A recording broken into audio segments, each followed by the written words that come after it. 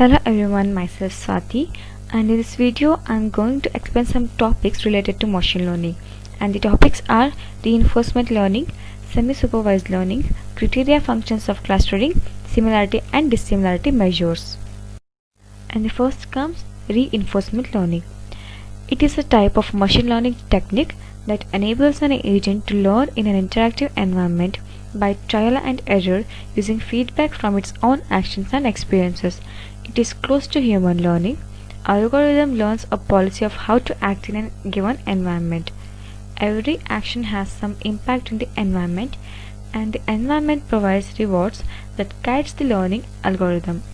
Meaning of reinforcement can be given by occurrence of an event in the proper relation to a response that tends to increase the probability that the response will occur again in the same situation. Terminologies used in reinforcement learning. Agent, the learner and the decision maker. Environment, where the agent learns and decides what actions to perform. Action, a set of actions which the agent can perform. State, the state of the agent in the environment. Reward, for each action selected by the agent, the environment provides a reward, usually a scalar value. Next comes policy. It is the decision-making function of the agent which represents a mapping from situations to actions. Value. It is expected long-term return with discount as compared to the short-term reward. Value of function. It specifies the value of state, that is the total amount of reward. It is an agent which should be expected beginning from that state. Model of environment. This mimics the behavior of the environment. It helps you to make inferences to be made and also determine how the environment will behave. Model-based methods. It is a method for solving reinforcement learning problems which use model-based methods. Q-value or action value. Q-value is quite similar to value. The only difference between the two is that it takes an additional parameter as a current action. Example, consider the scenario of teaching new tricks to your cat. In this case, your cat is an agent that is exposed to the environment, and the environment is your house. An example of a state could be your cat sitting, and you use a specific word for cat to walk. Our agent reacts by performing an action transition from one state to another state. For example, your cat goes from sitting to walking. The reaction of an agent is an action, and the policy is a method of selecting an action given a state in expectation of better outcomes. After the transition, they may get a reward or penalty in return. Reinforcement learning algorithms. There are three types. First one is value-based. In a value-based reinforcement learning method, you should try to maximize a value function v of s. In this method, the agent is expecting a long-term return of the current states under policy pi. Next is policy-based. In a policy-based RL method, you try to come up with such a policy that the action performed in every state helps you to gain maximum reward in the future. Next is model-based. In this reinforcement learning method, you need to create a virtual model for each environment. The agent learns to perform in the specific environment. Learning models of reinforcement. There are two important learning models in reinforcement learning. First one is macro decision process. Next is QLearning. In macro decision process, the following parameters are used to get a solution. They are set of actions A, set of states S, reward R, policy N, and value V. The mathematical approach for mapping a solution in reinforcement learning is reckoned as macro decision process or MDP. QLearning. It is a value-based method of supplying information to inform which action an agent should take. QLearning is a model-free reinforcement learning algorithm to learn quality of actions, telling an agent what action to take under what circumstances. It does not require a model of the environment, and it can handle problems with stochastic transitions and rewards without requiring adaptations. QLearning can identify an optimal action selection policy for any given FMDP, given infinite exploration time and a partially random policy. Q names the function that the algorithm computes with the maximum expected rewards for an action taken in a given state. Types of reinforcement. There are two types of reinforcement. First one is positive. Positive reinforcement is defined as when an event occurs due to a particular behavior increases the strength and the frequency of the behavior. In other words, it has a positive effect on behavior. Negative reinforcement is defined as strengthening of a behavior because a negative condition is stopped or avoided. Characteristics of reinforcement learning. There is no supervisor, only a real number or reward signal. Sequential decision making. Time plays a crucial role in reinforcement problems. Feedback is always delayed, not instantaneous. Agent's action determines the subsequent data it receives. Applications of reinforcement learning.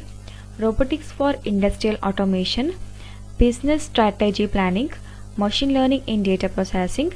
It helps you to create training systems that provide custom instruction and materials according to the requirements of students.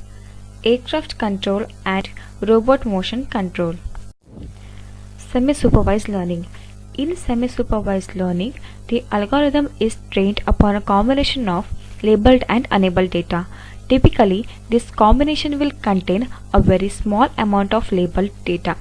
The basic procedures involves first, the programmer will cluster similar data using an unsupervised learning algorithm and then use the existing labeled data to label the rest of the unlabeled data. The property of algorithm. The acquisition of unlabeled data is relatively cheap while labeling the set data is very expensive. Unlabeled data provide information about the joint probability distribution over words and collocations.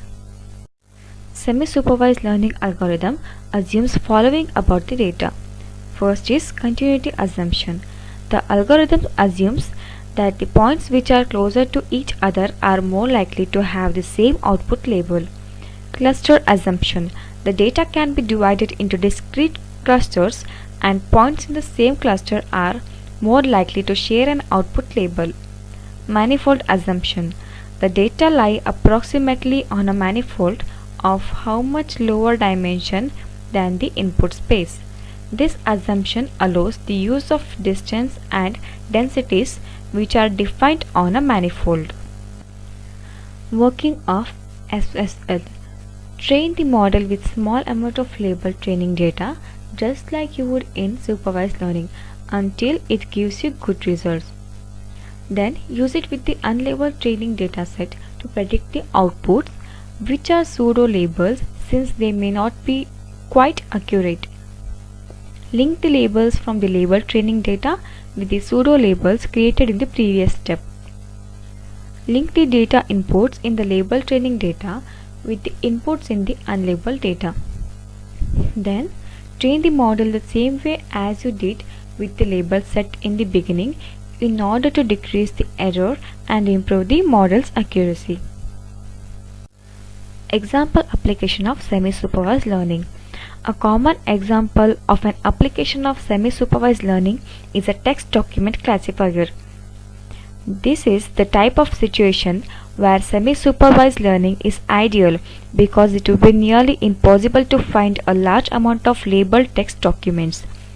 This is simply because it is not time efficient to have a person read through entire text documents just to assign it to a simple classification. So, semi-supervised learning allows for the algorithm to learn from a small amount of labeled text documents while still classifying a large amount of unlabeled text documents in the training data. Criterion function for clustering. Cluster examination isolates information into bunches, that is clusters, that are important, valuable or both. In case significant bunches are the objective, at that point the clusters ought to capture the common structure of the information. In few cases, be that as it may, cluster investigation is as it were a valuable beginning point for other purpose such as information summarization. A great clustering strategy will create tall quality clusters in which the quality of a clustering result too depends on both similitude degree utilized by the strategy and its usage. There are three types in criteria function for clustering. First one is internal creation function, external creation function, hybrid creation function. Internal criterion function. This class of grouping is an intra-cluster view. Internal basis work upgrades a capacity and measures the nature of bunching capacity different groups which are unique in relation to each other.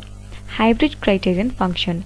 This work is utilized because it has the capacity to at the same time optimize numerous person model capacities, not at all like as inside basis work and outside basis work. External criterion function. This lesson of clustering measure is an inter-class view. External basis work optimizes a work and measures the quality of clustering capacity of different clusters which are diverse from each other. Similarity and dissimilarity measures. Distance or similarity measures are essential in solving many pattern recognition problems such as classification and clustering. Various distance or similarity measures are available in the literature to compare two data distributions. Similarity measure. Numerical measure of how alike two data objects often fall between 0 and 1. Dissimilarity measure. Numerical measure of how different two data objects are range from 0 to infinity. Proximity. It refers to a similarity or dissimilarity. Distance, such as the Euclidean distance, is a dissimilarity measure and has some well-known properties. Common properties of dissimilarity measures are: the first one, d of p comma q, it is greater than or equal to 0 for all p and q, and d of p comma q, that is equal to 0 if and only if p is equal to q. Second one is d of p comma q, that is equal to d of q comma p for all p and q. And the third one is d of p comma r, that is lesser than or equal to d of p comma q plus d of q comma r for all p and q and r, where d of p comma q is the distance between points p and q. A distance that satisfies these properties is called a metric. Following is a list of several common distance measures to compare multivariate data. We will assume that the attributes are all continuous. Euclidean distance. Assume that we have measurements x of ik where I is equal to 1 to n on variables k is equal to 1 to p. They are also called as attributes.